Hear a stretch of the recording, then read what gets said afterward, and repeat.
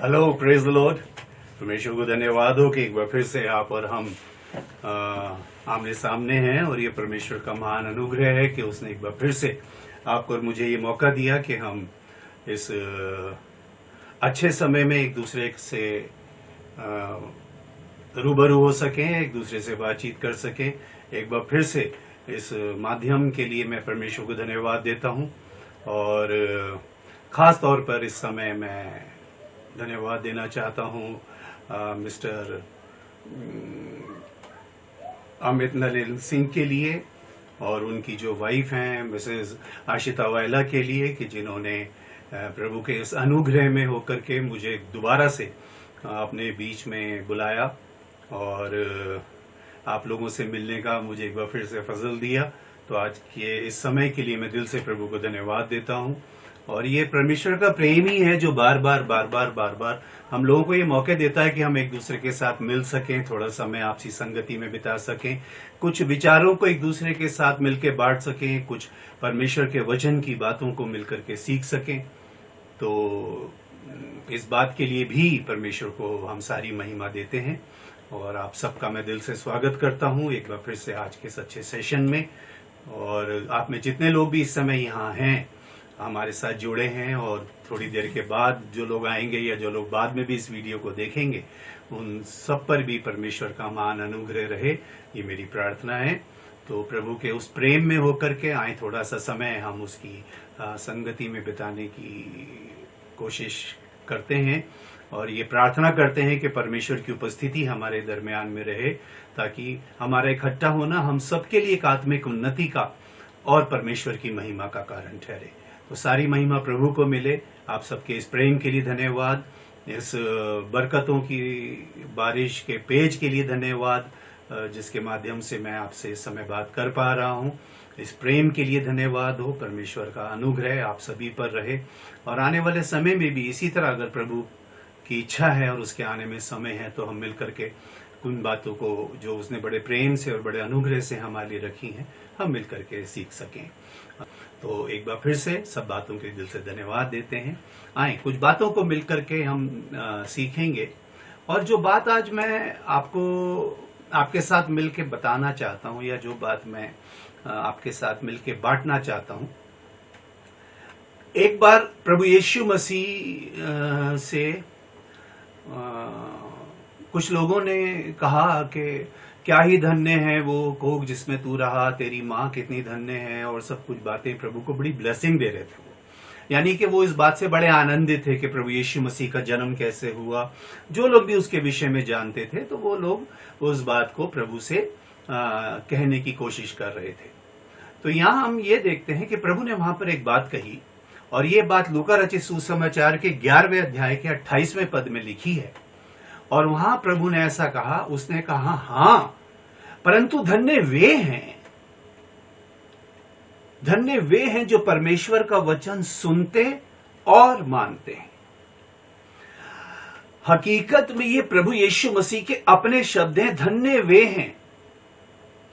ये नहीं कहा प्रभु ने धन्य तुम हो या धन्य ये है। प्रभु ने बोला धन्य वे हैं जो परमेश्वर का वचन सुनते और उसे मानते हैं। अब सीखने की बात यह है कि परमेश्वर का वचन सुना और सुनाया तो पूरी कायनात में जा रहा है, और हर आदमी आज के दौर में, तो मैं सोच रहा हूं सब लोग इस बात की कोशिश ऐसे कर रहे हैं कि मैं भी कुछ परमेश्वर का वचन लोगों को बताऊं। लेकिन परमेश्वर का जो कलाम है वो इस बात को बड़ी गंभीरता से कह रहा है कि जो सुनते नहीं है, जो उसे मानते भी हैं। क्योंकि कई बार ऐसा होता है, बहुत सी बार वो लोग जो वचन को सुनाते हैं वो खुद उस वचन को नहीं मानते।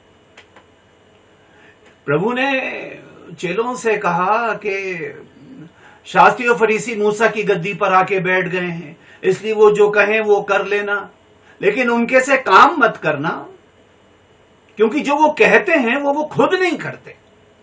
यानी जो बात का वो प्रचार करते हैं, जिस बात को वो लोगों को बताते हैं कि करो, वो खुद नहीं करते। तो यहीं आकर के सबसे बड़ी जो एक हमारी क्या बोलेंगे इसको, जो हमारे प्रचार हैं वो फेल हो जाते हैं। मैंने ये गवाही बहुत बार दी है और इसको लंबी करके नहीं, बहुत छोटी करके आपको बताऊंगा। एक बार मैं एक बस में सफर कर रहा था और उस बस में एक व्यक्ति मेरे आगे बैठा था और उसके हाथ में एक मैगजीन थी और उस मैगजीन के अंदर एक कविता लिखी थी। अब चूंकि मैं खुद भी एक शायर हूं और ना कविता से मेरा बहुत लगाव है, तो मैंने ऐसे ऊपर से झांक के मैं उस कविता को पढ़ रहा था। वो पूरी कविता मुझे याद नहीं है, लेकिन उसके अंदर एक बात बहुत अच्छी लगी मुझे और उसकी 2 लाइनों में जो लिखा था वो मैं कभी नहीं भूला। और वहां ऐसा लिखा था कि प्रेम से बात भी नहीं करते, प्रेम से बात भी नहीं करते, प्रेम करने की बात करते। यानी कि वो जो कहते हैं वो करते नहीं। और परमेश्वर का वचन हमें यह बता रहा है आज की शाम में कि अगर आप ब्लेसेड होना चाहते हैं, अगर आप धन्य होना चाहते हैं, आप धन्य कहलाना चाहते हैं। अभी देखिए ये जो पेज है बरकतों की बारी। अब बरकत एक, और हकीकत में हिंदी में इसको आशीष बोलते हैं, इंग्लिश में हम इसको ब्लेसिंग बोलते हैं, लेकिन उर्दू में ये इतना अच्छा और इतना भारी भरकम सा लफ्ज लगता है मुझे, बरकत। और मैं बता रहा हूं आपको, मैक्सिमम लोग अभी तक उस बरकत का अर्थ नहीं जान पाए। प्रभु के आने में समय है और प्रभु की इच्छा में तो आने वाले समय में जब हम कभी भी दोबारा या उसके बाद मिलेंगे तो उसके विषय में मैं कुछ बातें आपको जरूर बताऊंगा, ताकि आपका दिल इस बात के लिए आनंदित हो कि हकीकत में बरकत कहते किसे हैं। अभी तो बहुत से लोग समझ ही नहीं पाए कि बरकत क्या होती है। तो चलिए हम आज अपने उस टॉपिक के ऊपर रहते। तो यहां प्रभु यहां पे ऐसे कह रहे हैं कि धन्य है वो जो वचन को सुनते और उसे मानते हैं। अब सुनने के अंदर भी कई बार लोग बात को पूरी सुने बगैर अगर मान लेंगे तो भी वो बात उनके जीवन में काम नहीं करेगी। इसके लिए मैं एक किस्सा बताता हूं आपको कि एक साधु, समझ लीजिए एक साधु थे किसी गांव में। तो कुछ लोग उनके पास आए, उन्होंने बोला साधु जी ऐसी ऐसी बात है और वो जो गांव का जो वो है कुआं, उसमें 2 कुत्ते गिर गए और वो कुत्ते गिर के मर गए हैं उसके अंदर और बड़ी सड़ांध आ रही है और लोग पानी नहीं पी पा रहे हैं उसमें, तो क्या करें बताइए। तो उन्होंने बोला चलो ठीक है, इसमें थोड़ा सा एक काम करो, ये बदबू दूर हो जाएगी, इसमें थोड़ा सा ये डाल दो, इसमें ये डाल दो और जितना हो सके उस पानी को खींचो। और उसके बाद उसमें उन्होंने उसका कोई तरीका बताया। अब 1 हफ्ता गुजरने के बाद सारे के सारे लोग दोबारा आए और उन्होंने उनसे कहा कि महाराज वो बदबू तो अभी भी आ रही है। तो बोले बदबू कैसे आ रही है, आनी तो नहीं चाहिए। तो बोले वो कुत्तों को निकाल के तुमने कहां फेंका? तो बोले जी कुत्ते तो हमने उसमें से निकाले नहीं। यानी कि आप इस बात को समझो, उनको ये समझ में आ गया कि इसमें पानी डालना ये डालना है, लेकिन वो ये नहीं समझ पाए कि इसमें से कुत्ते भी निकालने हैं। तो सबसे पहला काम तो यही तो करना था कि उसमें से कुत्तों को पहले निकालना था और उसके बाद उसकी जो भी ट्रीटमेंट थी पानी की वो करनी थी। और दिक्कत यही है, जो बात मैं आज आपको बताना चाहता हूं वो बहुत गंभीर बात है। हालांकि लिखी तो कई जगह छोटी छोटी करके गई है, लेकिन उन सभी पदों को मैं कोशिश करूंगा कि इस थोड़े से समय में जितना भी आपने मुझे दिया है उस समय के अंदर मैं उसको पूरा कर सकूं। तो यहां पर हम सबसे पहले ये देखें कि कई बार जो सुनी जाती है ना बात, मैं कई बार देखता हूं, हम जब वीडियोस को अपलोड करते हैं, आप भी इस बात को देखते होंगे, लोग 5 मिनट 10 मिनट 15 मिनट के बाद चले जाते हैं।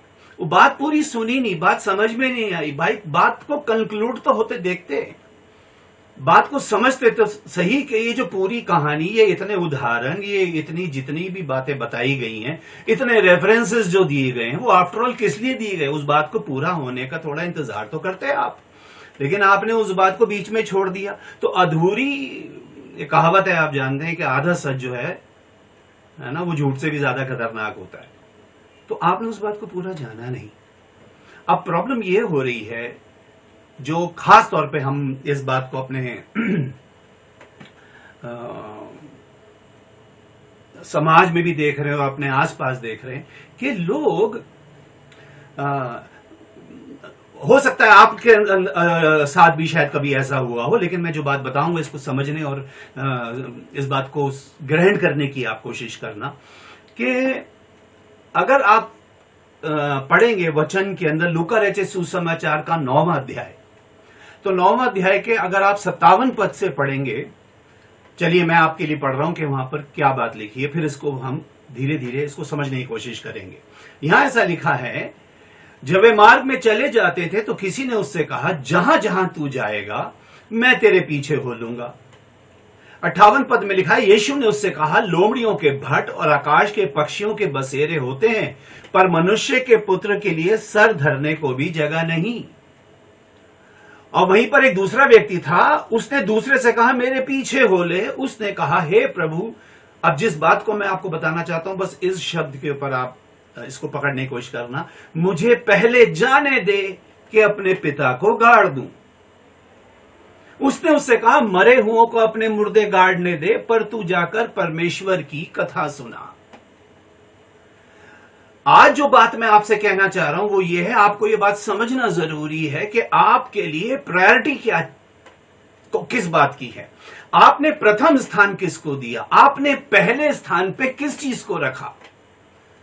यहां पर वो कह रहा है कि मुझे किसी को गाड़ना है। ये एक बहुत बड़ी जिम्मेदारी हो सकती है, एक बहुत बड़ा काम ऐसा हो सकता है जिसको अवॉइड नहीं किया जा सकता, जिस रिस्पॉन्सिबिलिटी को निग्लेक्ट नहीं किया जा सकता। लेकिन प्रभु यहां पर यह कह रहे हैं कि वो कह रहा है पहले मुझे जाने दे। अब प्रभु कह रहे हैं तू जाकर के परमेश्वर की बात कर, उसको परमेश्वर के राज्य की कथा सुना। कहने का मतलब ये है कि एक आदमी जो ये कह रहा था कि प्रभु मैं आपके पीछे चलूंगा, प्रभु ने उसको घर भेज दिया, लेकिन एक जो वहां था उसको बोला तू चल, उसके पास कुछ काम था। तो इससे हमें एक बात समझ में आती है कि सारी बातों से ज्यादा सबसे पहली बात जो इंपॉर्टेंट आपके और मेरे जीवन में वो ये है, सबसे पहले प्रभु की सुनना और प्रभु की मानना और प्रभु के पीछे चलना। यह सबसे बड़ी प्रायोरिटी है कि इसके सामने सारे काम, सारी जिम्मेदारियां सेकेंडरी हो जाती हैं। प्रॉब्लम यह हो रही है कि हमें यह बात समझ में नहीं आ रही कि हमारे लिए पहला काम क्या है और उसके बाद का काम क्या है। और बाद के काम इसीलिए पूरे नहीं हो पा रहे, बाद के काम इसीलिए मैं आपको इसको ऐसे बताऊं, बाद के काम इसीलिए बिगड़ जा रहे हैं क्योंकि उन कामों से पहले जो काम होना था वो तो लोगों ने किया ही नहीं। और बाइबल हमें ये बता रही है कि आपको इस बात को अच्छे से समझना पड़ेगा कि आफ्टर ऑल मेरे लिए पहला काम क्या था। वो कह रहा है इसके लिए जो सबसे पहली बात मैंने आपको बताई, सारी चीजें छोड़ के, जरूरी से जरूरी काम हो सकता है, लेकिन प्रभु क्या कह रहा है आप इस बात को सुनो। मैं ये नहीं कह रहा कि आप किसी को कोई फ्यूनरल अटेंड करने में प्रभु मना कर रहा है। वो कह रहा है मुझे पहले जाने दे, काम तो मैं कर दूंगा, लेकिन वो कह रहा है, उसने क्या बोला, पहले। ये जो शब्द है ना पहले, बस इसी पे आज हम मनन करेंगे कि पहला क्या है। और अगर पहला काम, प्रभु कह रहे हैं कि पहला काम तेरे लिए ये नहीं है, पहला काम ये है, तो ये पक्की बात है कि अगर पहला काम पहले हो गया फिर तो बाकी काम ऑटोमेटिकली सेट हो जाएंगे। हम लोग जब शर्ट पहनते हैं, आप में से जितने भी भाई लोग या बच्चे लोग देख रहे होंगे इसको, जब हम शर्ट पहनते हैं तो हम नीचे से बटन लगाना शुरू करते हैं। अगर पहला बटन गलत लग गया, आप पकड़ पा रहे हैं मेरी बात को, अगर पहला बटन गलत लग गया तो नीचे से ऊपर तक की सेटिंग सारी खराब हो जाएगी, क्योंकि आपको ये बात समझ नहीं थी कि पहले क्या करना था। हो सकता है जल्दबाजी में हो आप, ही आपने ध्यान ही ना दिया, आपको लग रहा हो कि नहीं लग गया तो इसका मतलब ठीक ही लगा होगा। नहीं, वो पहला दूसरे में लग गया और इसलिए वो पूरी सेटिंग बिगड़ गई, वो शेप ही चेंज हो गई उस शर्ट की या आपकी ड्रेस की। तो इसलिए ये बात आपके और मेरे लिए समझना बहुत जरूरी है कि पहले क्या काम करना था, उसका रीजन और उसकी वजह से है। मैं देख रहा हूं, देखो एक पद मैं आपके लिए पढ़ रहा हूं, मत्ती रचित सुसमाचार, आपने इसको बहुत बार पढ़ा होगा, उसके 6ठे अध्याय में लिखा है, मैं उसके 31 पद से आपके लिए पढ़ रहा हूं। और यहां ऐसा लिखा है, इसलिए तुम चिंता करके ये ना कहना कि हम क्या खाएंगे या क्या पिएंगे या क्या पहनेंगे। ध्यान से, आपने बहुत बार पढ़ा होगा, आप सबकी बाइबल में ऑलरेडी अंडरलाइन हो गया है। इसलिए तुम चिंता करके ये ना कहना कि हम क्या खाएंगे या क्या पिएंगे या क्या पहनेंगे, क्योंकि अन्य जाति इन सब वस्तुओं की खोज में रहते हैं और तुम्हारा स्वर्गीय पिता जानता है कि तुम्हें ये सब वस्तुएं चाहिए। अब यहां पर जो एक बात है जो हम संडे स्कूल से रटते आ रहे हैं, लेकिन उसको सिर्फ रटना, पढ़ना या दीवार पे लिख लेना ही या किसी फ्रेम में लगा देना काफी नहीं है। वहां वो कह रहा है इसलिए पहले सीक ई फर्स्ट, पहले तुम उसके राज्य और धर्म की खोज करो। आप किस बात से अंदाजा लगा सकते हैं कि कोई आदमी कुछ खोज रहा है? आपको कैसा पता लगेगा कि एक आदमी कुछ खोज रहा है इस दुनिया के अंदर? ये वो किसी चीज को ढूंढ रहा है। जब तक उसको वो चीज मिल नहीं जाएगी वो बेचैन रहेगा, और ढूंढा भी उस चीज को जाता है जो इतनी आसानी से नहीं मिल रही है, या रख के कहीं भूल गया, उसको याद नहीं है, वो कह रहा है लेकिन पहले पहले पहले इन सब चीजों, प्रॉब्लम पता है क्या हो रही है कि हम पहले काम को पूरी रीति से ना समझे हैं, और ना ही हमने उसको अप्लाई किया, और ना ही हमने आगे आने वाली जनरेशन को उसको बताया। इसके लिए कुछ एक उदाहरण देता हूं मैं आपको।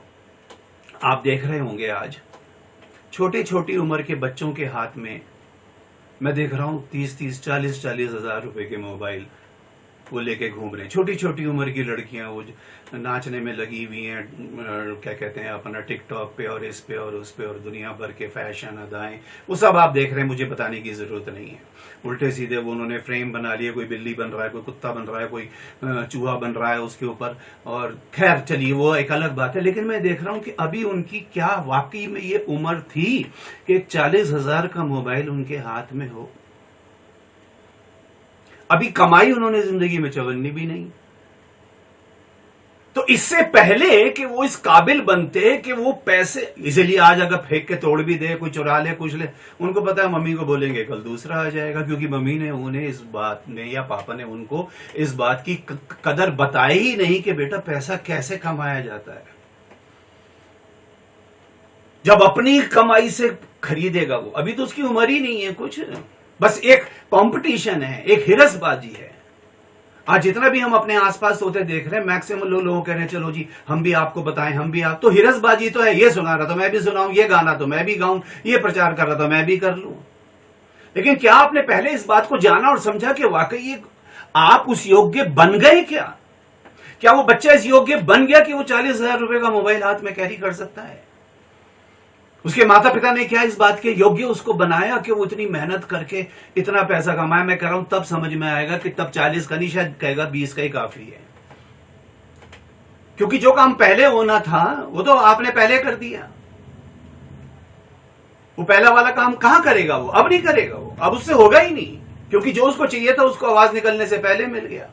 लिखा तुम्हारा स्वर्गीय पिता जानता है कि तुम्हें चीजें चाहिए, लेकिन वो एकदम से देगा नहीं उस चीज को। हालांकि एक जगह लिखा है कि मांगो तो दिया जाएगा, लेकिन तुम्हें उसके योग्य बनाएगा। वो 11 दिन का सफर जो कि सिर्फ क्रॉस करके वहां कनान तक जाना था, कनान देना परमेश्वर के लिए बाएं हाथ का खेल है, बल्कि उसके लिए तो कह देने की बात है।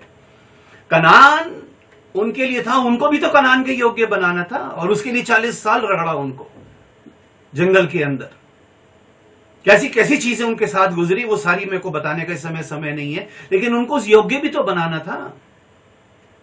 आज बहुत से माता पिता को मैं देखता हूं, अभी बच्चे ने ना कुछ कमाई करी, ना नौकरी, ना कुछ, बोले इसकी शादी कर दो। शादी कर देंगे तो ठीक हो जाएगा। जो अपनी जिंदगी नहीं संवार पाया, जो अपनी जिम्मेदारी नहीं उठा पाया, जो अपनी जरूरतों को ही खुद पूरा नहीं कर पा रहा, वो इधर उधर दाएं बाएं देख रहा है।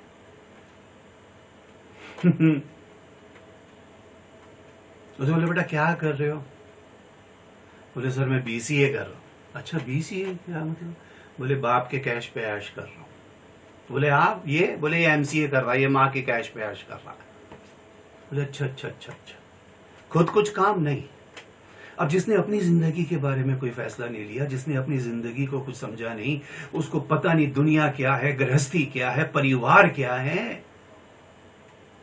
लोग कह रहे हैं इसकी शादी कर दो, तो ये शादी कर दो। जो अपनी जिंदगी नहीं संभाल पाया वो दूसरे की बर्बाद कर देगा। और उसी का नतीजा हम देख रहे हैं आज कि 3-3 दिन और 6-6 दिन और 1-1 हफ्ते के लोग अदालतों में खड़े हैं डिवोर्स लेने के लिए। शादी बड़ी धूमधाम से हुई, लेकिन जिम्मेदारी उठाने के योग्य था वो। उसको अपने जीवन का नहीं पता, वो दूसरे के जीवन को क्या संभालेगा, बल्कि उसको बर्बाद ही करेगा। और मैं सोचता हूँ ऐसे माँ बाप भी कैसे होते हैं जो ऐसे लोगों के हाथ में अपने बच्चों को दे देते हैं कि लो जी चलो। लगता है घर बहुत अच्छा है, माता पिता बहुत अच्छे, लड़का संभाल लेगा। वो खुद को नहीं संभाल पा रहा, वो आपके बच्चे को क्या संभालेगा? क्योंकि जो काम पहले होना था, आपने चाहे कि नहीं, बोले नहीं पहले थोड़ा ये कर लूं, पहले थोड़ा स्टैब्लिश हो जाऊं, पहले थोड़ा सा एक अपनी रेपुटेशन बना लूं, पहले अपना कुछ, है ना, कुछ एक स्थान बनाऊं, उसके बाद प्रभु तक ने कह दिया मैं पहले जाके तुम्हारे लिए घर तैयार कर रहा हूं, जब कर लूंगा तो आके ले जाऊंगा। वो साथी क्यों नहीं ले गया आपको और मुझे वहां? क्या उसने कहा मेरे पिता के घर में रहने के तो बहुत से स्थान है, तो ले आके खड़ा कर देता पिता के सामने, लो पिता मैं दुल्हन को ले आया, अब कहीं ना कहीं तो एडजस्ट करो इसको। ऐसे बहुत से परिवारों में हमने देखा है, सारा काम बिगड़ जाता है, किसी को ले गए, किसी को भगा गए, किसी को कुछ कर गए, और सारे काम जब बिगड़ गए उसके बाद पास्टर साहब को बुलाते, भाई साहब इनके लिए दुआ कर दो, क्योंकि जो काम पहले होना था वो तो हुआ ही नहीं। यह कह रहा है वो पहले आपको समझना है कि पहले उसके राज्य धर्म की खोज करो। करी? बोले जी बाइबल पढ़ ली, बाइबल पढ़ने की, बाइबल उसके राज्य धर्म की खोज थोड़ी है। ये थोड़ी लिखा है कि तुम पहले बाइबल पढ़ लो और फिर ये चीजें तुम्हें मिल जाएंगी। बाइबल पढ़ के तो बस परमेश्वर का एक स्वभाव समझ में आ जाता है कि परमेश्वर कैसा है, उसको क्या चीज पसंद है, उसको क्या चीज, बाइबल बस इतनी मदद करती है आपकी। वो आपको अगर पूरी बाइबल को निचोड़ दोगे तो बाइबल पूरी निचोड़ के एक ही चीज समझ में आएगी, वो ये है कि परमेश्वर को क्या भाता है, परमेश्वर का स्वभाव कैसा है, उसे क्या पसंद है, उसे क्या नापसंद है, वो किस चीज से खुश होता है, किस चीज से नाराज होता है। उसको जाना, क्योंकि जो काम पहले करना था वो तो किया ही नहीं। उसके बारे में हम लोगों को बताने के लिए खड़े हो गए, हमने तो उससे जाना ही नहीं कि वो है कैसा। उसको जानने के लिए उससे मिलना बहुत जरूरी था। तो पहला काम तो ये करना था, राज्य और धर्म की पहले खोज करो। वो वहां से आया था उस राज्य से, तभी तो उस राज्य की बातें बताता था कि स्वर्ग का राज्य ऐसा है। स्वर्ग, आप लोगों को क्या बताओगे स्वर्ग का राज्य ऐसा है? उसी के तो पैराबल्स को पढ़ पढ़ के आप बताओगे कि यीशु ने कहा कि स्वर्ग का राज्य ऐसा है। आपने जाना कि स्वर्ग का राज्य कैसा है? क्या आपने खोज करी उस वचन की? क्या आप परमेश्वर की तरफ आंखें उठा के आपने उससे कहा खुदावंद मुझे दिखा, मैं उस खुले हुए आसमान को, मैं उस स्वर्ग को, मैं उस जगह को देखना चाह रहा हूं जो आप मेरे लिए तैयार कर रहे हैं। और उसके लिए वक्त लगेगा, उसके अंदर तो मैं सोच रहा हूं सालों लगेंगे। मूसा को आप इमेजिन कीजिए महलों में पाला। मुझे नहीं पता आप में से कितने रॉयल फैमिली के लोग इस वीडियो को देखेंगे या देख रहे होंगे, लेकिन मूसा को एक परमेश्वर ने क्या करा, रॉयल फैमिली में पाला, महलों में पला था। और जो महलों में पल जाते हैं ना, उनकी गर्दन थोड़ी सी जरा ऊंची अकड़ जाती है। यानी वो suppose to be the next pharaoh, अगला फिरौन उसी को बनना था। लेकिन बाइबल क्या बताती है, परमेश्वर की योजना में क्या था, उसको अपने लोगों का चरवाहा बनाना, अपने लोगों का लीडर बनाना। तो वहां से निकाल के कहां पहुंचाया, ससुर के घर में। और ससुर के घर में क्या काम मिला, भेड़े चराओ। एक तो भेड़े चराओ, वो भी ससुर के घर के अंदर, ससुर के घर में दामाद पहुंच गया वहां। और क्या बताती है बाइबल आपको और हमें, कितने साल भेड़े चराई उसने, 40 साल। वो जो 0 से लेके 40 साल तक का महलों का जीवन था ना, जिसमें गर्दन बिल्कुल ऐसी कलफ लग गया था कि गर्दन यूं अकड़ गई थी, वो पूरे 40 साल भेड़े चरवा के परमेश्वर ने वो 40 से उसको वापस 0 पे ले आया। कि जिस दिन परमेश्वर ने उससे बात करी, परमेश्वर उससे पूछ रहा, वो तो कह रहा जी मेरे तो बस की नहीं है, मैं तो बोलने में भी भद्दा हूं। उसने अपनी सारी निर्बलताएं और कमजोरियां परमेश्वर को बता दी कि प्रभु मेरे बस का नहीं है, मैं नहीं जा सकता वहां पर। प्रभु ने कहा तुझे मैंने चुना है अपने लोगों का चरवाहा होने के लिए। तो पहले 40 साल भेड़े चरवाएगा, तभी तो लोगों का आपको लीडर बनाएगा। ऐसी थोड़ी एक रात के अंदर खड़ा कर देगा आपको, और आपने कल वचन पढ़ा या इधर से सुना उधर से कॉपी पेस्ट किया और आप खड़े हो गए लोगों को बताने के लिए कि मैं भी लोगों को बताऊं। हो सकता है कोई एक गवाही आपके जीवन में हो, उस एक गवाही के आधार पर लोगों को कनान थोड़ी पहुंचा दोगे आप।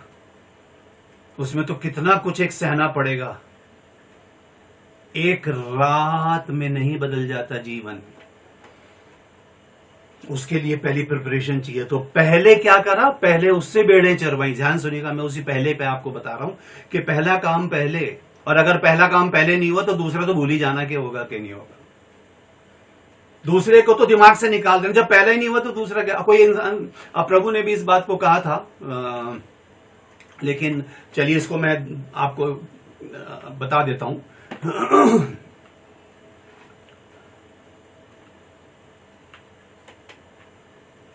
ये बात लिखी लूका के 14वें अध्याय में और उसके 28 पद में। यहां लिखा है, तुम में से कौन है कि गढ़ बनाना चाहता हो और पहले बैठकर खर्च ना जोड़े। तुम गढ़ बनाना चाहते हो, घर नहीं गढ़। गढ़ बोले तो किला। मैंने देखे हैं लोगों के बड़े बड़े घर, 22 कमरों में 2 लोग रहते हैं।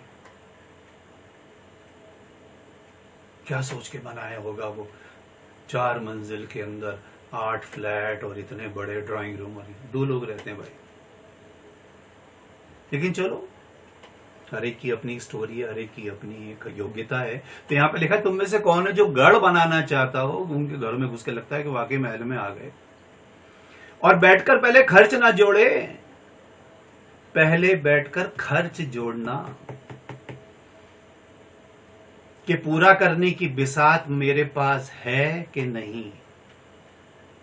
जो भी काम शुरू करो, मैं कह रहा हूं आप सेवकाई भी शुरू करो, तो पहले बैठ के कैलकुलेट करना। सबसे पहले तो ये, क्या वाकई प्रभु ने मुझे कहा कि बाकियों को छोड़ जाके प्रभु के राज्य की कथा, तो वो कथा क्या प्रभु ने मुझे बताई है कि क्या बतानी है, किसको बतानी है, कितनी बतानी है, कब बतानी है, क्यों बतानी है, कहां बतानी है, कैसे बतानी है।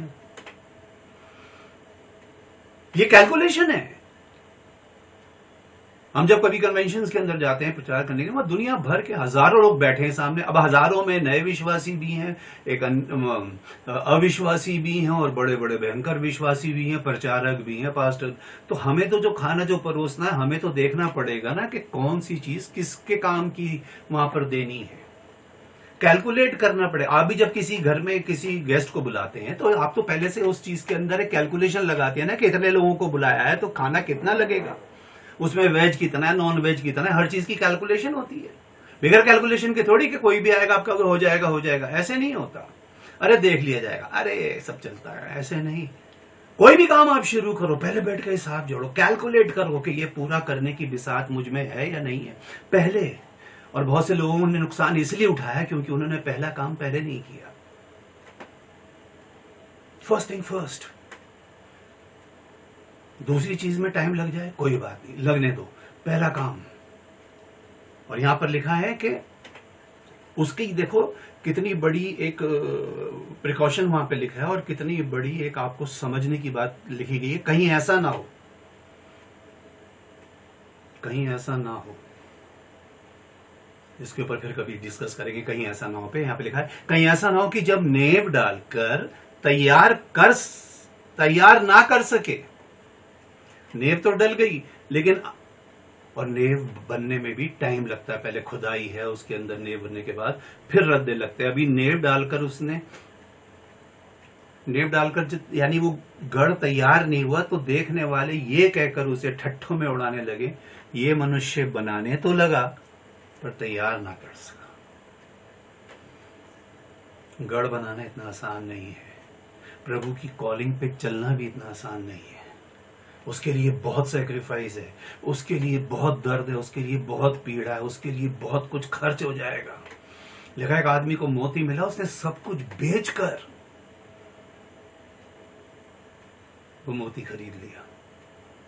बेच सकते हो सब कुछ प्रभु के उस एक मोती के लिए? है इतनी आपके अंदर आरजू उस मोती की कीमत इतनी समझी कभी? और मोती तो वो है जो इसमें से निकले, और वो आपका मोती है। प्रभु ने ये नहीं कहा कि मेरे मोती सोरों के आगे मत डालना, लिखा है अपने मोती मत डालना। प्रभु का मेरी तो हर बात ही मोती है बेटा। सवाल तो यह है, इस किताब को पढ़ के तुझे कोई मोती मिला?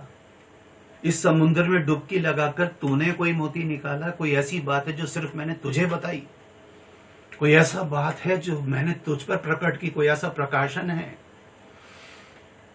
भजन संहिता 119 के 130 में लिखा है, तेरी बातों के खुलने से प्रकाश होता है। बातों से प्रकाश नहीं होता। बातें तो सुबह से शाम तक जितनी मर्जी कर लो। मुंह में सिगरेट का धुआं भर तक के लोग यीशु मसीह के बारे में बात करते हैं, और कुछ लोग तो रात 8 बजे के बाद बस उनके ऊपर है यीशु ने ये किया ये किया ये किया, उनको बड़ी बड़ी आयतें याद आ जाती हैं। उस सड़ांग भरे मुंह से गुटखा भर के भी लोग उस पवित्र नाम को देते हैं, बातों से नहीं। इसलिए प्रकाश नहीं हो रहा। इसलिए कल भी अंधेरे में थे, आज भी अंधेरे में। लिखा प्रार्थना ये करो कि बातों के खुलने से प्रकाश होता है। और उसको खुलने के लिए बात प्रभु से प्रार्थना करनी पड़ेगी। तो पहले बैठकर तो ये हिसाब जोड़ना पड़ेगा कि मैं कर सकता हूं या नहीं कर सकता। इसको पूरा करने की कैलकुलेशन लगाओ कि मेरे पास है भी बिसात या नहीं है। अभी मैं कल परसों किसी से बात कर रहा था तो उन्होंने बोला आप आजकल क्या किस मेन मतलब क्या खास तौर पे पढ़ा है। मैंने कहा अभी कुछ लोग हैं जिनको खास मैं स्पिरिचुअल वॉरफेयर पढ़ा रहा हूं, आत्मिक युद्ध। और क्योंकि युद्ध तो इस वक्त इतना जबरदस्त चल रहा है।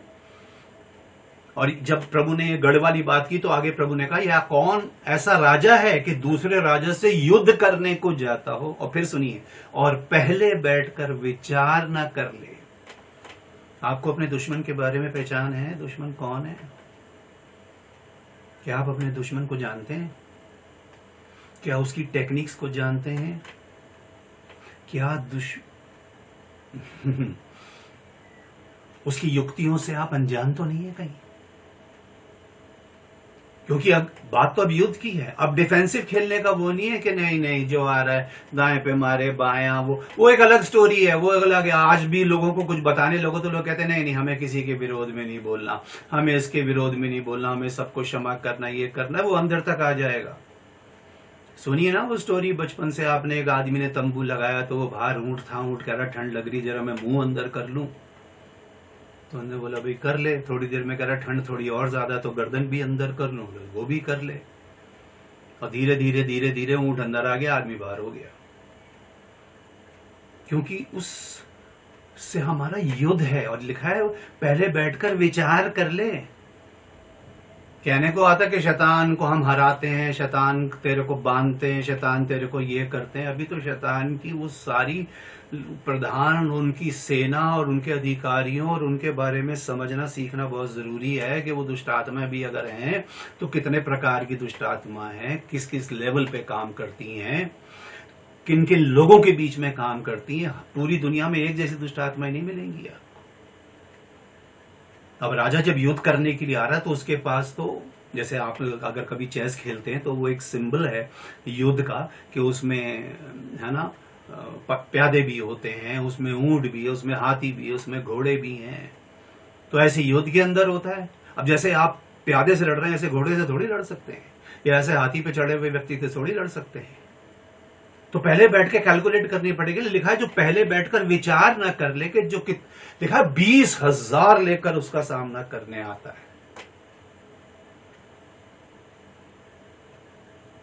लिखा है पहले बैठकर विचार ना कि जो 20,000 लेकर उसका सामना कर सकता हूं कि नहीं, नहीं तो उसके दूर रहते दूतों को बेचकर मिलाप करने चाहेगा। उसकी सेना की कैलकुलेशन आपको नहीं पता। आपकी सेना की कैलकुलेशन क्या है? आपके साथ कितने लोग खड़े हैं? अगर आज आपको युद्ध लड़ने हैं तो आपको खुद पता है कि आपके साथ कितने लोग खड़े होंगे। ये भी सबसे बड़ा नेगेटिव पॉइंट है हमारी कम्युनिटी के अंदर कि हम सालों साल आज टुकड़े पे टुकड़े तो होते जा रहे हैं, एक नहीं हो पा रहे।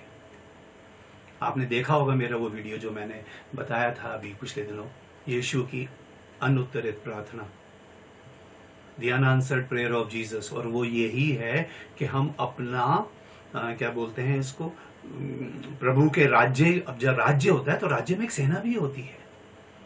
अगर हम कहें प्रेयर वॉरियर, तो प्रेयर वॉरियर तो चलो प्रेयर करता रहेगा पीछे, बाकी वॉरियर क्या करेंगे? बाकी वॉरियर क्या करेंगे? मूसा अगर हाथ उठाए पहाड़ के ऊपर खड़ा है तो नीचे यहोशू को तलवार चलानी है। आप सुन लेना मेरा वो संदेश YouTube के ऊपर, हाथ में हाथ या हाथ में तलवार। अब सवाल यह है इस समय जब हाथ में तलवार उठाने का समय है, आपके साथ आपकी युद्ध, आपकी सेना के अंदर कितने आपके साथ योद्धा हैं? कैलकुलेट करना आज रात बिस्तर पे लेट करके एक डायरी बनाना कि कितने लोग हैं, कि कल को जब दुष्ट इतने लोग लेकर के आएगा तो कितने लोग आपके साथ खड़े होंगे। कहीं ऐसा तो नहीं कि आप अकेले खड़े होकर के आप सोचो कि मैं जीत जाऊंगा या जीत जाऊंगी। ये 4 आयतें लोगों को वचन की बता के मेरी जिम्मेदारी पूरी हो गई। युद्ध है ये, और पहले बैठ करके इसमें हिसाब लगाना होगा।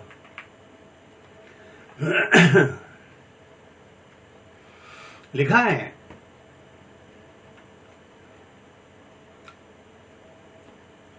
चलिए एक पद मैं आपके लिए पढ़ रहा हूं। इसलिए मैंने आपसे शुरू में कहा था छोटे छोटे पदों के जरिए मैं छोटी छोटी बातें आपको बताने की कोशिश करूंगा। और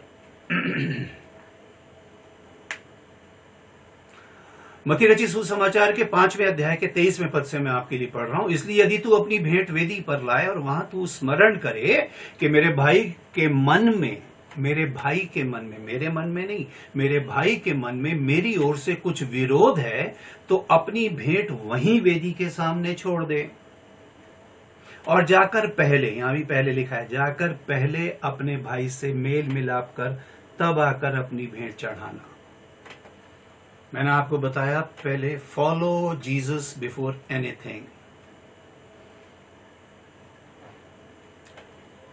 Seek the kingdom of God before anything.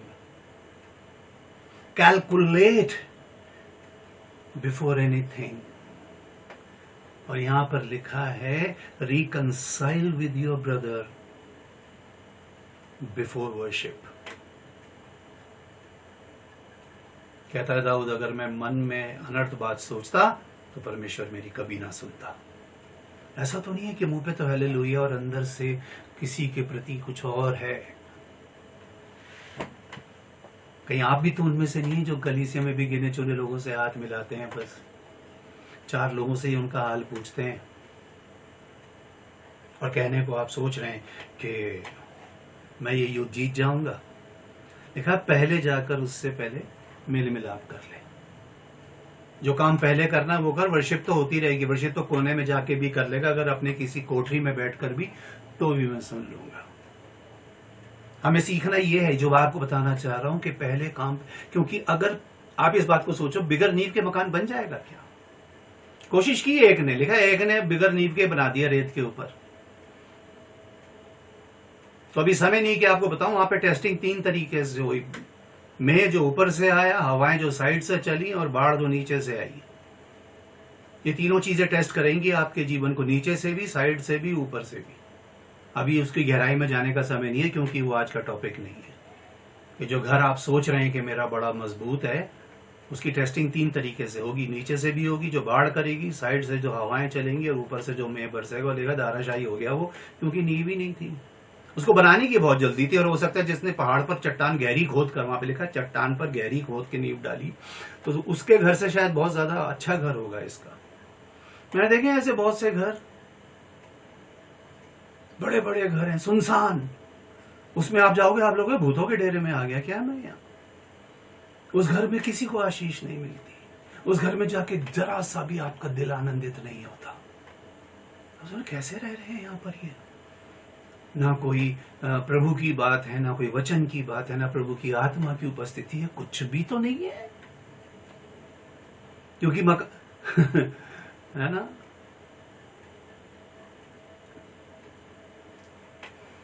Bible में लिखा पहले बाहर का काम निपटा लेना, फिर अपना घर बनाना। कहीं ये ना हो कि सारी गवाही बर्बाद हो जाए कि बाहर तो लोग के वाह क्या बात, और घर में आने के बाद बोले बस देख लिया कितने आत्मिक है, आ गया समझ में क्या प्रभु से रिश्ता है। कि वहां तो वह हालेलुया हो रही थी, अभी कान लगा के सुन रहे, घर के अंदर कौन सी हालेलुया चल रही है। तो जो पहले काम है उसको पहले करो। समझो, अगर नींव के बगैर रद्दे लगाओगे तो बहुत मुश्किल हो जाएगा मकान बनाना। और यहां पर ऐसा लिखा है तू अपने भाई, मत्ती 7 के 3 से पढ़ रहा हूं, तू क्यों अपने भाई की आंख के तिनके को देखता है और अपनी आंख का लट्ठा तुझे नहीं सूझता? और जब तेरी आंख में लट्ठा है तो तू अपने भाई से क्यों कर कह सकता है कि ला मैं तेरी आंख से तिनका निकाल दूं? हे कपटी, पहले अपनी आंख में से लट्ठा निकाल ले, तब तू अपने भाई की आंख का तिनका भली भांति देख कर निकाल सकेगा। पहले अपनी आंख से। एक बड़ा पुराना शेर है,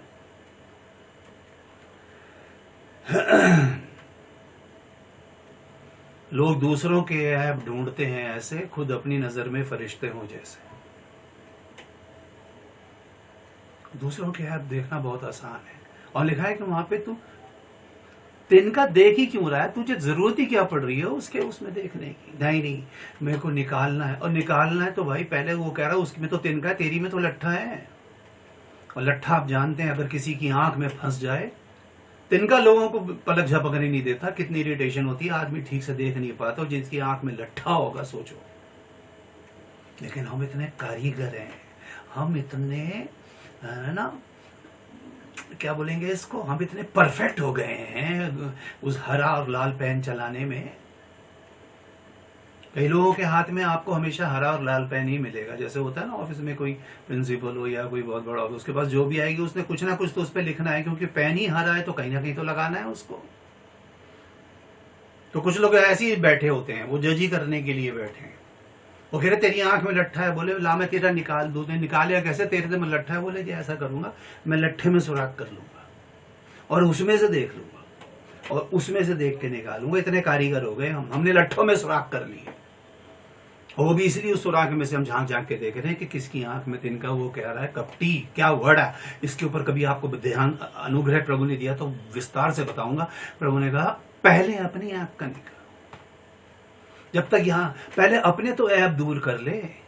दूसरे पे यूं करके उंगली उठाने में, दूसरों को प्रचार करने में, दूसरों को संदेश देने में बहुत आसान है, बहुत आसान है। पहले अपने आप को जांच। और कुरिन्थियों में पौलुस कहता है अपने आप को जांचो और अपने आप को परखो कि तुम विश्वास में हो या नहीं। पूरी जिंदगी निकल जाएगी इस लट्ठे को निकालने में। तिनके तो लोगों के बहुत बाद में नजर आएंगे आपको। और जरूरत ही क्या है किसी के तिनके निकालने की? आपको किसने अधिकार दे दिया निकालने का? ला मैं निकाल दूं, क्यों भाई? तो अपना तो देख पहले। नहीं ब्रदर, मैं तो बिल्कुल परफेक्ट हूं। परफेक्ट होता तो प्रभु तुझे कब का उठा के ले जाता। पानी अगर भाप बना तो बर्तन से यूं जाएगा वो। तो इसलिए इस बात को समझो, प्रभु के बच्चों के वचन ये कह रहा है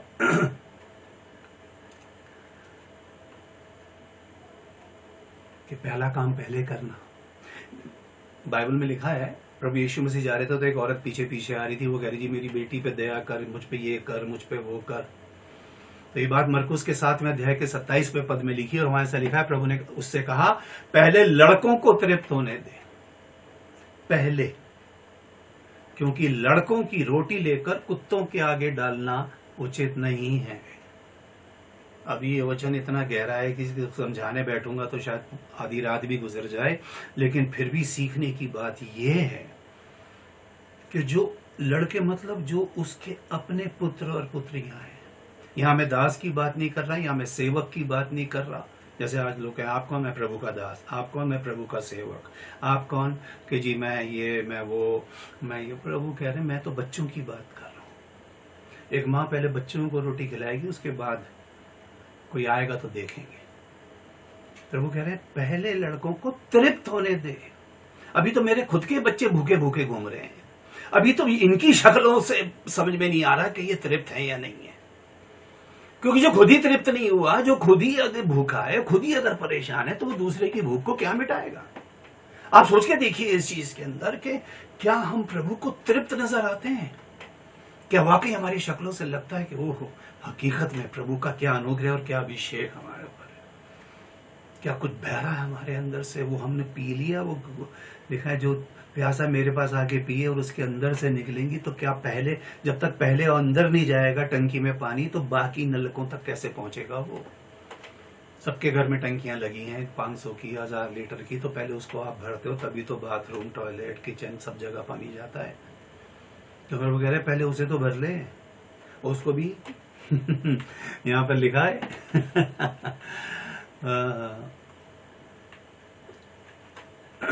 प्रभु ने कहा, ये बात प्रभु शास्त्रियों फरीसियों से कह रहे थे।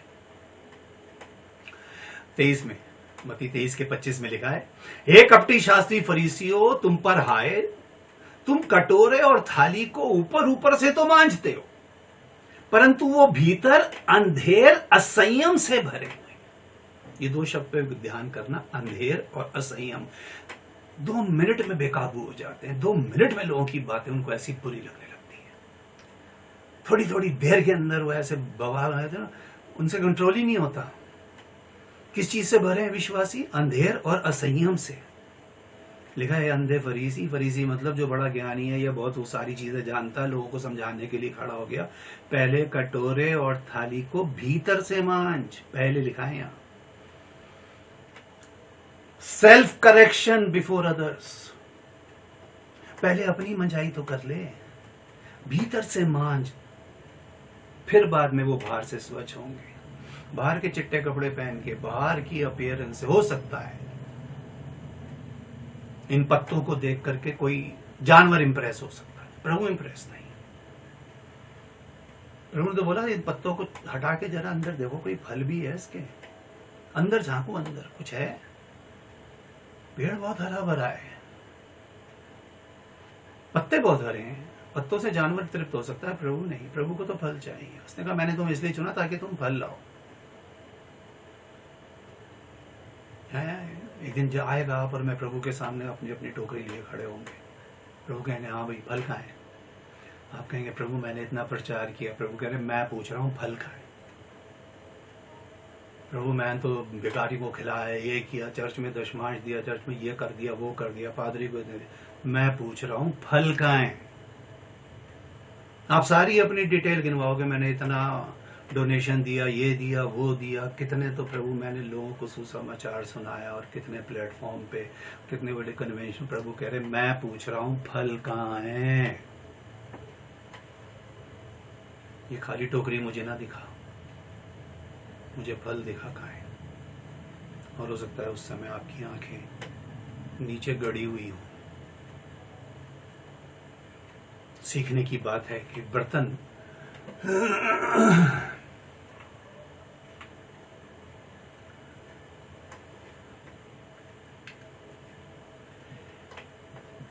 एक बड़ी इंपॉर्टेंट बात है। चलो मैं पढ़ देता हूं पहले इसको आपके लिए। यहां लिखा है लूका 10 के 5वें और 6ठे पद को मैं आपके लिए पढ़ रहा हूं। जिस किसी घर में जाओ, ध्यान से सुनिएगा, पहले कहो इस घर पर कल्याण हो। जिस किसी घर में जाओ, अपना हो, पराया हो, विश्वासी का हो, विश्वासी का हो, किसी का भी हो, तुम अगर कॉल बेल बजाने से, वो डोर बेल बजाने से पहले, लिखा है पहले कहो प्रेज द लॉर्ड, नमस्ते, जो वॉट एवर जो भी आप बोलते हो लोगों से मिलने से पहले, वो तो बाद में बोलना। जैसी उस घर के गेट पे पहुंचो पहले कहो इस घर पर कल्याण हो। पढ़ी तो होगी सबने आयत ही, आपने भी पढ़ी होगी। किया कभी ऐसा? ऐसा किया कभी आपने? जिस किसी घर में जाओ पहले कहो। हालांकि उसकी एक चीज आगे लिखी कि यदि वहां कोई कल्याण के योग्य होगा, तुम तो बारिश बरसाओ, अगर कोई बर्तन सीधा रखा होगा तो तुम्हारा कल्याण उस पर ठहरेगा, वरना तुम्हारे पास आ जाएगा तो तुम्हारा नुकसान क्या हुआ? अगर उस योग्य होगा तो रख लेगा, और जब रखेगा तो उसका कितना बड़ा प्रतिफल तुम्हारे पास आएगा वो तो तुम नहीं जानते। वो तो परमेश्वर की ओर से आएगा, ये तो ये है कि तुम्हारे पास आ जाए। हम क्या सीख रहे हैं आज?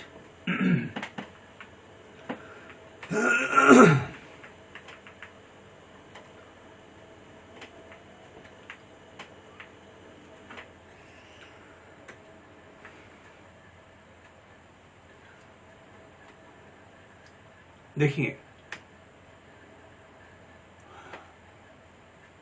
प्रभु ने वचन को बीज ठहराया, ठीक है, और बीज के लिए लिखा है कि जब तक वो दाना भूमि पर गिरकर पहले मर नहीं जाता, फल नहीं लाता। उस दाने का मरना जरूरी है। कुछ नए लोग हो सकता है मुझे देख रहे हो, मैं उनके लिए इस बात को बता दूं, अगर आपके पास कोई बीज मिल गया, आपको किसी भी, चलिए मैं कह रहा हूं गेहूं का मिल गया या किसी भी चीज का, या किसी, चलो अनार के पेड़ का मिल गया आपको, तो आप उस बीज को, आप कहेंगे इस बीज के अंदर पेड़ है पूरा। मैं मानता हूं उसके अंदर पेड़ है, लेकिन क्या दिखा सकेंगे किसी को? आप उसे किसी लैब में ले जाए, वो साइंटिस्ट उसकी धज्जियां उड़ा देगा रख करके, जबकि उसी बीज के अंदर जड़ें भी हैं, तना भी है, डालियां भी हैं, पत्ते भी हैं, फूल भी हैं, अनार के पेड़ में फूल भी आते हैं और फल भी हैं उसी एक बीज के अंदर। लेकिन अगर आप बहुत ज्यादा उस पर दिमाग लगा के उसको उधेड़ दोगे तो आपको मिलने से रहा वो फल। तो साइंटिस्ट एक तरफ उधेड़ने में लगे, इधर एक किसान आया, वो कहेगा लाओ जी मुझे दो, वो लेगा बीज को बो देगा, नजर नहीं आएगा कहां गया। कुछ दिन के बाद वहां से एक छोटी सी कोपल निकलेगी, फिर एक है ना अंकुर निकलेगा, फिर एक पौधा निकलेगा और फिर एक पेड़। वो सब उसी बीज के अंदर था। आप कहेंगे ये इतना बड़ा पे, चलो उखाड़ू, आप उखाड़ के देख लो उसको, अगर पेड़ दिखेगा तो बीज नहीं दिखेगा, और जब बीज दिखेगा तो पेड़ नहीं दिखेगा। और आप कह रहे हैं कि मैं पेड़ बन जाऊं, लोग मुझ में से मैं फलदार पेड़ बनना चाहता हूं। उस बीज की तरह पहले मरना तो पड़ेगा। मरने को कोई तैयार नहीं, पेड़ सब बनना चाह रहे हैं। कुछ भी प्रभु के लिए खोना नहीं चाह रहे, कुछ प्रभु के लिए कुर्बान नहीं करना चाह रहे। जब तक पहले मेमना बलिदान नहीं होगा तो छुटकारा कैसे मिलेगा? ये मेमने को बलिदान पहले होना है, तब कहीं जाके वो लहू स्वीकार होगा, तब कहीं जाके हमें अनंत छुटकारा मिलेगा। ये बात तो वचन बहुत क्लियरली बता रहा है कि उसको पहले तो वहां पर आना जरूरी था, एक ऐसी जगह पे पैदा होना जरूरी था, इतने वर्ष इंतजार करना बहुत जरूरी था। आपको क्या लग रहा है, उसके मन में आग नहीं लगती होगी कि कब वो समय आएगा, कब वो समय आएगा, कब वो समय आएगा? लेकिन जब वो समय आया तब कोई रोक नहीं पाया उसको। लेकिन पहले उसने उस चीज के लिए अपने आप को कैसा प्रिपेयर किया होगा, सोचिए। बिना प्रिपरेशन के आप कैसे खड़े हो सकते हैं? आज आप खुद अच्छे पढ़े लिखे लोग होंगे, नौकरी करोगे, आपके बच्चे शायद बहुत अच्छी ट्रेनिंग कर रहे होंगे। मैं आए दिन फेसबुक पे देखता हूँ, लोग डालते हैं मेरे बच्चे ने मास्टर्स कर लिया, मेरे बच्चे ने ये कर लिया, एमबीए कर लिया, ये कर लिया। तो किसी चीज की पहले ट्रेनिंग तो ली है ना उसने। एमबीबीएस भी अगर किया है तो भी तो वो एक ट्रेंड होने के बाद ही तो वो जा करके एक डॉक्टर की डिग्री लेकर के प्रैक्टिस शुरू कर पाएगा। या उसने सोच लिया कि मुझे डॉक्टर बनना है और अगले दिन ही वो खड़ा हो गया लोगों का इलाज करने के लिए, जान से मार देगा लोगों को। और जितने लोग भी सुसमाचार प्रचार करने की बात सोचते हैं, मैं कह रहा हूं आपका एक वचन हजारों को स्वर्ग और हजारों को नरक पहुंचा सकता है। लिखा है जीव के वश में जीवन और मृत्यु दोनों होते हैं, जो उसे सही काम में लाना जानता है बस वो ही। और लिखा जो वचन में नहीं चूकता वही तो सिद्ध मनुष्य है। एक एक शब्द, एक एक बात प्रभु ने सिखाई अपने चेलों को, उनको ट्रेन किया 3 साल जो भी है। उनको पहले सीखो, पहले सीखो, पहले सीखो, पहले जानो, फिर उसके बाद तो मैं चला ही जाऊंगा। और उसके बाद तो फिर उन्होंने दुनिया पलट दी। तो आप क्या सोच रहे हो कि पहला काम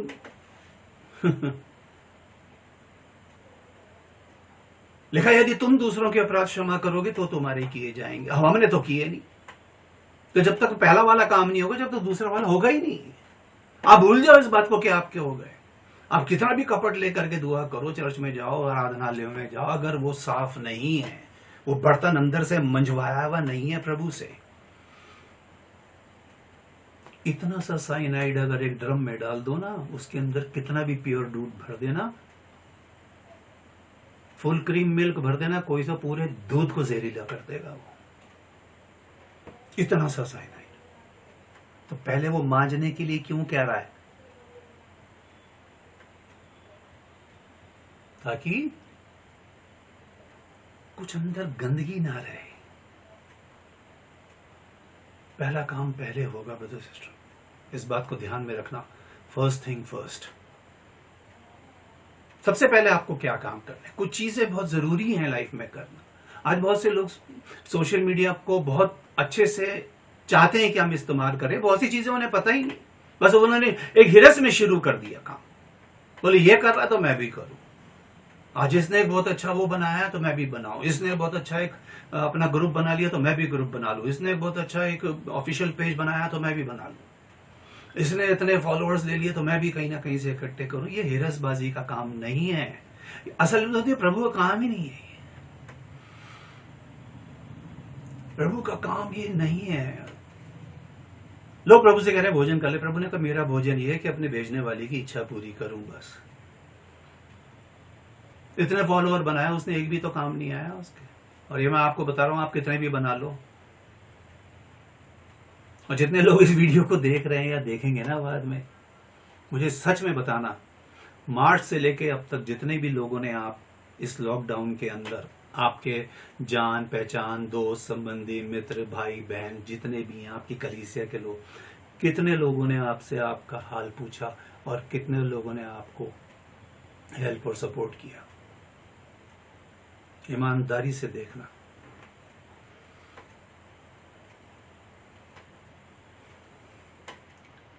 हो सकता है ये वीडियो अब जब इस पेज पर रहेगा, शायद इसमें 1 लाइक रहे, 2 लाइक रहे, शायद ना भी रहे, व्यूज हो सकता है 4-5 लोगों, उससे मुझे सेहत पे कोई फर्क नहीं पड़ता।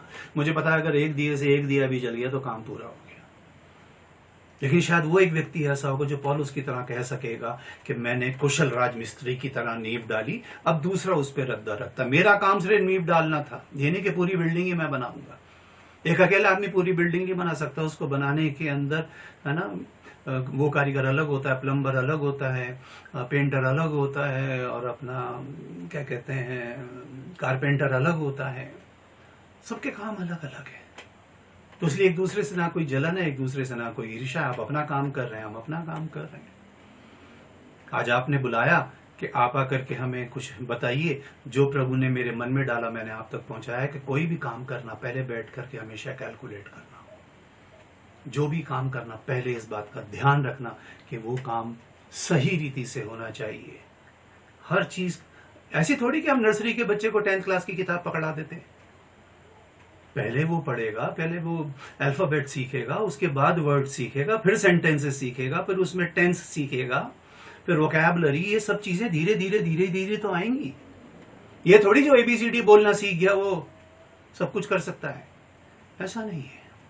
या बिगर ABCD बहने जाने ही खड़ा हो गया वो, तो पहला काम तो पहले होगा ना। प्रभु के आने में समय, तो आने वाले समय में और भी कुछ बातों को हम जानेंगे, समझेंगे और सीखेंगे। आज मैंने कोशिश की कि इस थोड़े से समय के अंदर जितना भी आपने मुझे दिया, मैं उन बात को एक भूमिका के तौर पे आपको बता पाया, ताकि आने वाले समय में यदि प्रभु की इच्छा है और ये आपकी ओर से अगर कभी मुझे मौका दिया गया, तो और कुछ बातों को गहराई से और गंभीरता से मिलकर के जानेंगे, समझेंगे, सीखेंगे, ताकि वो आपके और मेरे, हम सबके लिए आशीष, उन्नति का और प्रभु में हमारे बढ़ने का कारण ठहरे। तो प्रभु आप सबको आशीष दे। ये वचन जो परमेश्वर ने अपने आत्मा के द्वारा मेरे जरिए आप तक पहुंचाए, ये वचन आप में और आप इस वचन में बने रहें।